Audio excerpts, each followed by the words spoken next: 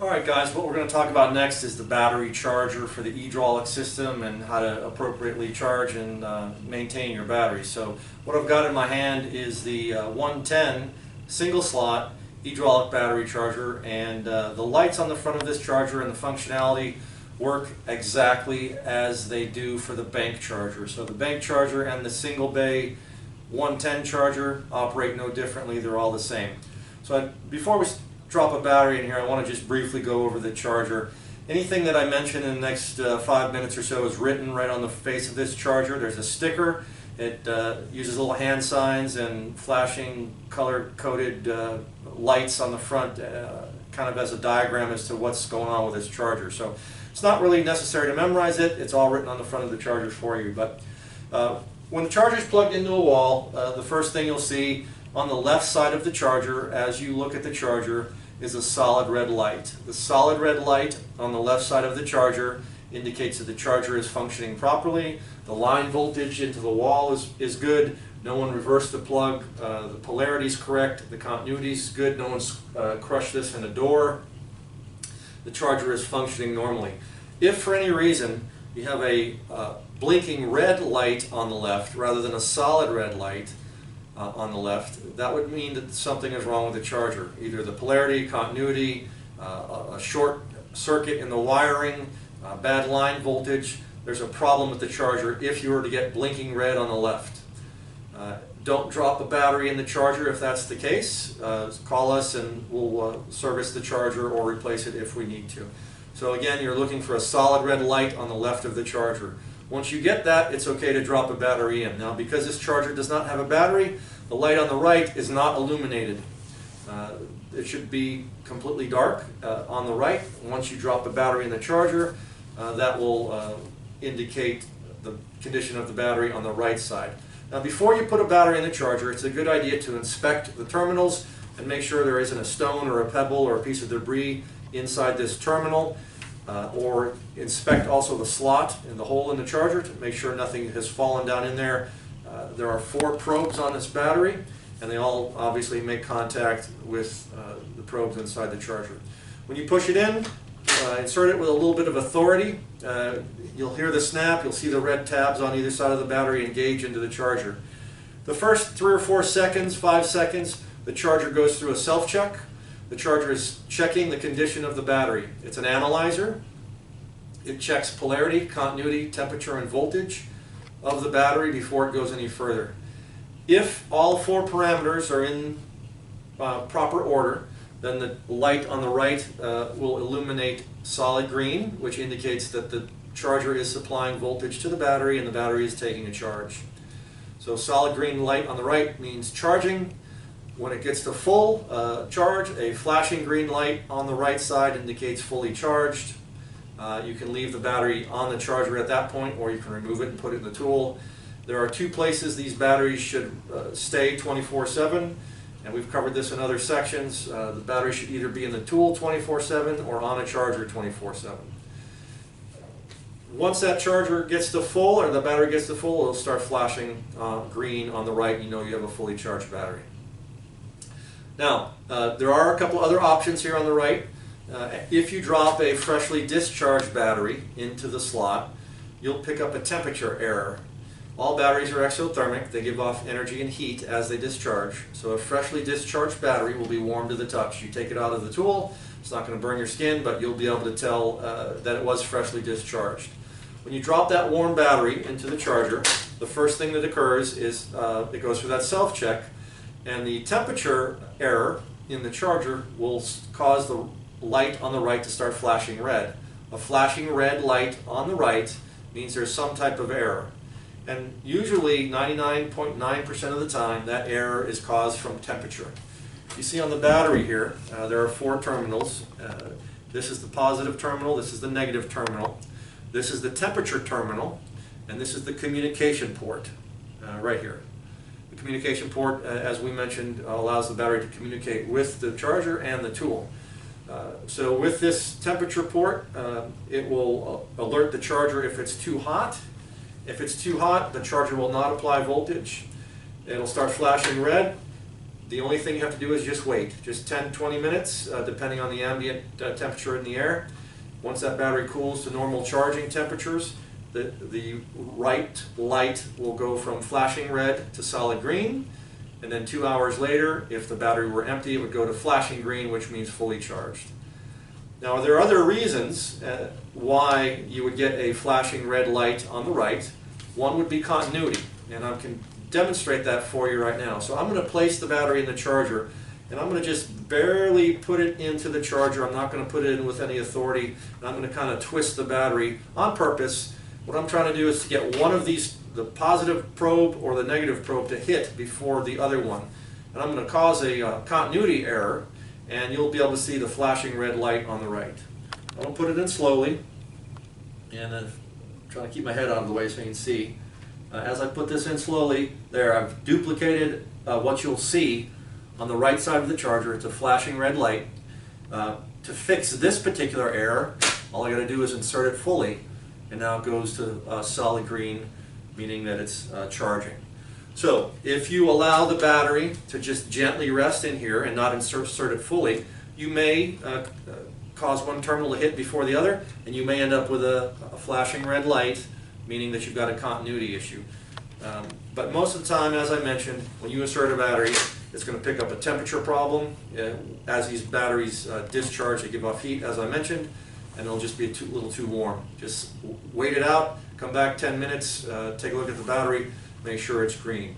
If you come back in 30 minutes and it's still flashing red, pull the battery out, inspect the terminals, again, blow the terminals out to clear some of the debris, and try and insert it again. Probably should go to solid green. Also, you'll notice that the battery locks into the charger with these red tabs, the same red tabs on the battery that lock the battery into the tool. It also locks onto the charger. So your bank charger, you can mount on the back wall, you can mount on the ceiling. In fact, I recommend that you take your bank charger, and rather than mount it horizontal where dirt and debris can fall in the hole, you mount it this way on the back wall of the cab or on the compartment, less likely to get dirt inside the hole for the battery.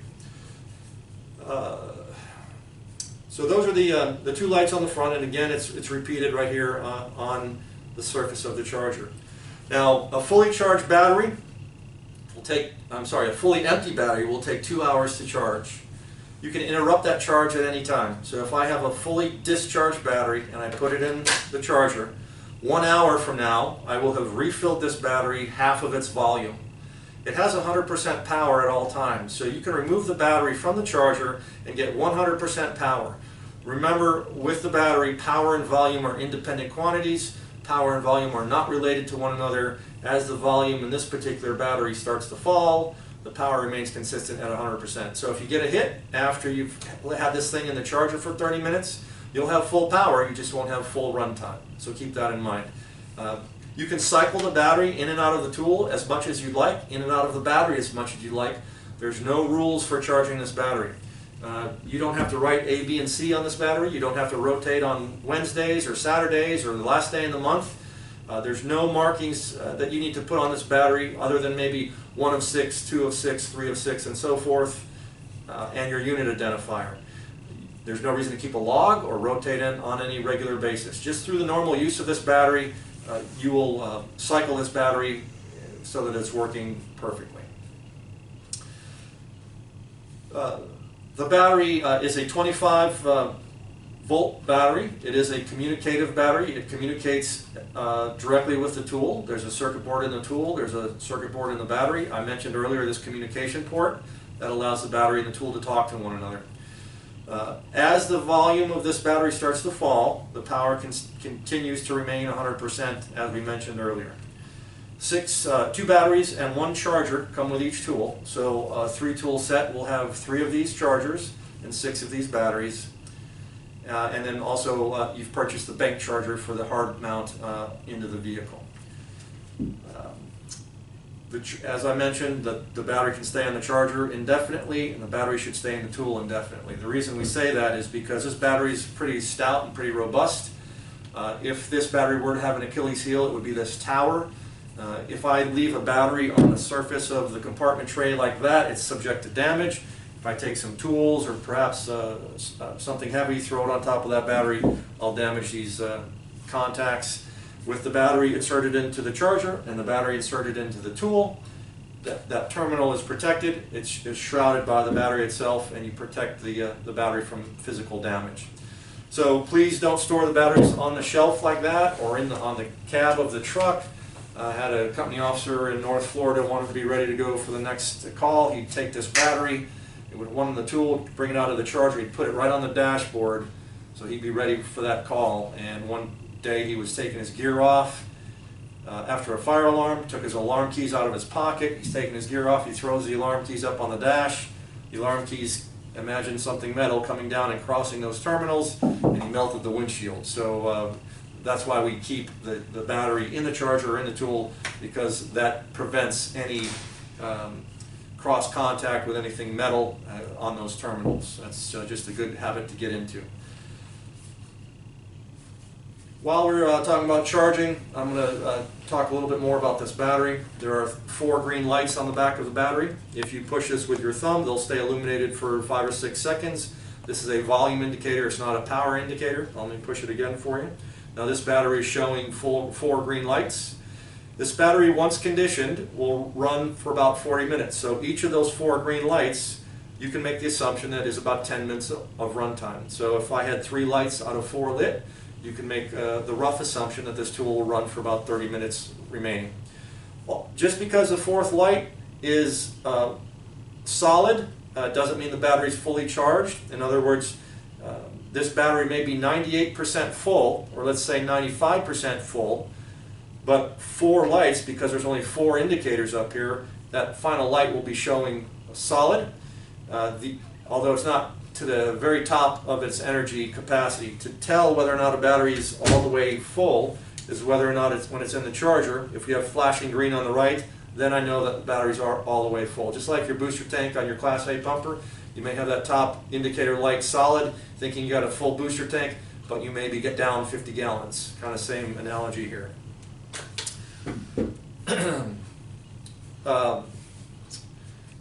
So these batteries are not fully functional until they're broken in for 7 cycles. And let me now talk a little bit about the functionality between what a cycle is. So this is a lithium-ion polymer battery. It's 25.2 volts, 5 amp hours, 126 watt hours. A lot of math, you don't really need to know any of that. It just means that it's a very nicely balanced battery between voltage and amp hour. Voltage and amp hour multiply together to get you the watt hour. The watt hour is the determinant of how long this battery will run. So by necessity, higher voltage batteries have lower amp hour ratings, equaling kind of a middle of the road watt hour. This is kind of a well-rounded battery. As I mentioned, it will run this tool for 40 minutes. Power and volume independent quantities, as we mentioned earlier. So this battery, how long will it last? I mean, its lifetime. This is rated for 500 cycles minimum. And a cycle, let me define what a cycle is with this lithium-ion polymer communicative proprietary battery. It's different than your Motorola batteries. Your Motorola batteries, the Motorola rep will tell you to run that battery all the way down to nothing. The reason he tells you that is because he doesn't want you to short cycle that Motorola battery, because you build a false bottom, you build a memory.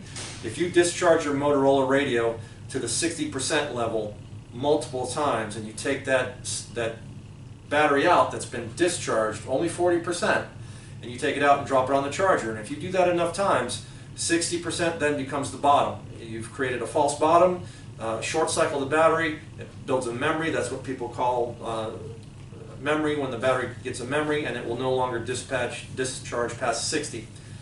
That's not the case with this. There is no memory associated with this battery. You can discharge it 5% to 95, take it out of the tool, drop it on the charger, doesn't hurt it at all. You can discharge it to 10% remaining, you discharge it all the way down to nothing. There are no rules for discharge. You can swap this battery whenever you'd like. So if you have a door pop, you want to pop a door and take a roof, maybe you've used this tool for 5 minutes, go ahead. If you feel like it, you can pull that battery out of the tool when you're cleaning up, putting the tools back on the truck, put it on the charger, put a fresh battery in the tool. You've done no harm whatsoever to the battery. It's a cumulative cycle life properties to this battery. And what I mean by that, if I discharge this battery to 75%, let's say, and then I charge it back to 100, I've only used 25% of one cycle. So I would have to do that 4 times before one cycle comes off its age. Okay, so not like the Motorola batteries. The Motorola batteries, when you discharge to 75%, bring it back up to 100, you go through one complete cycle, even though you've only used 25% of that cycle. Again, short cycling. Short cycle this all you'd like, it doesn't hurt it at all. So let's do some quick math. 500 cycle minimum lifetime, 6 batteries per tool set, 2 batteries per tool. Let's say you have, with your set on engine 1, let's say you run 4 wrecks a week. You're using the tools 4 times a week, Monday, Tuesday, Thursday, and Friday. And you get there, you're taking 2 doors and a roof and a B-pillar, maybe rolling a dash. You might run, for mathematical calculations, you might run each of those batteries down to the 75% mark. When you charge each of those 6 batteries back up to 100, you've only used 25% of one cycle. So you do that 4 times in the week, you've got a total or a cumulative cycle depletion of 1 cycle weekly. That's using the battery 4 times in that week. 52 weeks in a year, that's approximately 50 cycles annually you'll put on that battery. 500 cycle minimum runtime, 10-year battery. It is likely that this battery will run this tool for the next 10 years. Yes, you can replace it, you can lose it, you can run it over, it can fall off the tailboard, you can drop it in the lake. All situations that have occurred. It's not likely that you'll have to replace it because of functionality issue unless you damage it, lose it, or crush it somehow. So this battery is considered the power source. It's a very unique battery. It's proprietary, communicative, as I mentioned. It is designed to be the lifeblood of this tool for the next 10 years. What else can I tell you about the battery? I think we've covered it all there. On charging it, all the chargers work the same, whether it's the 4-bank or the 110. We're going to leave the battery in the tool. We're going to leave it on the charger. Cycle it as much as you'd like. Run it in and out of the tool. Run it out of the battery. Now these batteries are brand new, and they take 7 cycles to break in. So and you don't have to do anything special. All you have to do is just use the battery like you would normally. And when they get 7 full cycles on, the batteries get better with age. I've got batteries in my bag on my truck that have 200 cycles on them, and they're rocking and rolling. They run for 2 hours. These batteries are not going to run that long because they're brand new. Brand new batteries need some time to break in, so as these batteries age, they will get stronger and better with wear. And that's all you need to know about the battery. It's pretty foolproof way to power this tool. Okay, we're going to go on to the next part of this in a minute.